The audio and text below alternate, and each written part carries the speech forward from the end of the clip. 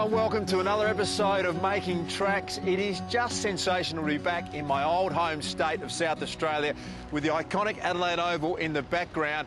And I'm about to go on a little trip that I've been wanting to do for a very long time, and that is to head across to Kangaroo Island.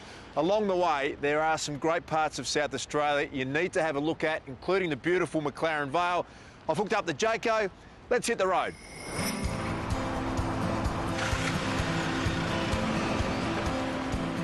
My trip starts in the South Australian capital of Adelaide before boarding the ferry to the island locals refer to as KI, Kangaroo Island. Then I'll head back to the mainland and visit Victor Harbour, an old holidaying spot of mine as a kid. On the way, I'll check out some birds of prey, I'll try my hand at sand surfing and walk to some remarkable rocks. But first, I'm making my way to one of South Australia's premier wine regions, the McLaren Vale. Just a 45-minute drive from Adelaide, nestled in between the Mount Lofty Ranges and the Gulf of St Vincent. McLaren Vale is the perfect breeding ground for grapes, in particular Shiraz. There are 270 independent grape growers in the McLaren Vale, all producing around 55,000 tonnes of grapes. It is a beautiful surrounding you've got. Tell us a little bit about the McLaren Vale. Yeah, no, it's lovely, Luke. McLaren Vale, we're about 45 minutes south of Adelaide, so nice leisurely drive. Here at Coriol Vineyards, a family-owned and operated business. We're established in 1967 by the Lloyd family. So, yeah, we're a what you'd call a nice boutique winery. So, produce some nice premium wines.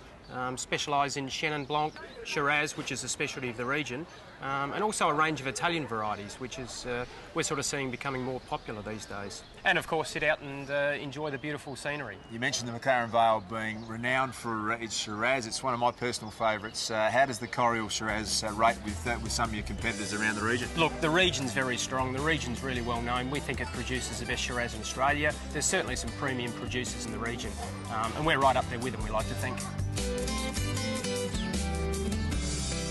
The surroundings are just so good. Have you had a good year? It looks so lush and the vines look in great shape. Yeah, we have. We've had lots of rain. It's been a wet, cold winter here in South Australia and particularly in McLaren Vale. So we think that that's setting us up for a really good harvest. So fingers crossed, 2011 looks great at this stage. Well, Joel, I'm on a road trip, so I'm driving. We can't go too hard, but I can't leave without trying some of your very fine Shiraz. Absolutely, Luke. It's what we're known for.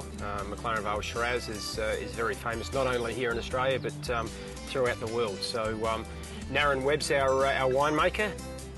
Now, Naren, you mentioned the Barossa. There is a bit of a rivalry, isn't there, between the McLaren Vale and the Barossa.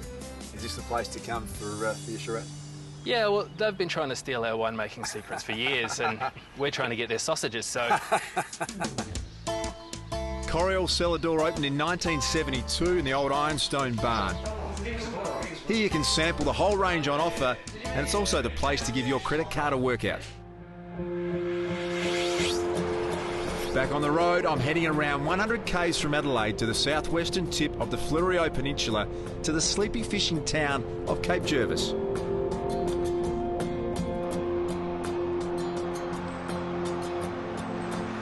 It's a beautiful coastal drive, and as dusk settles in, I arrive at the historical Cape Jervis station and cottages, established in the 1840s as a working sheep station.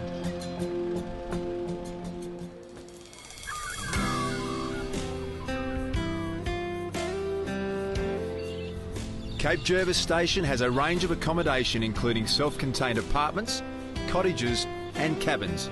It offers bed and breakfast and powered sites for vans. As owner Anthony Miles explains, the station is steeped in history. Anthony, it's a beautiful place you've got here. Can you tell us a little bit about the history of Cape Jervis Station? Originally, I gather it was taken up by a bloke called Gransford around the 1830s through to sort of the 1840s, somewhere in there.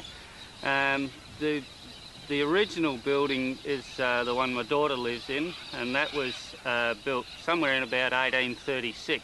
So, yeah, it's pretty steeped in history, because I think South Australia was settled in about 1835. So you no longer run it as a sheep station, but as you can see in the background, Kangaroo Island is just across Bass Strait, so it's a beautiful place to stop over if you want to catch the ferry across to Kangaroo Island on your way back home? Yeah, no, that's sort of what happens, and you know, we get quite a few coming down out of Adelaide and staying with us. It is just a beautiful environment, so to wake up and look at that every morning, it must be something you're enjoying. Yeah, pretty tough. We had to get a long way up a windmill to get a sea breeze in Queensland. So.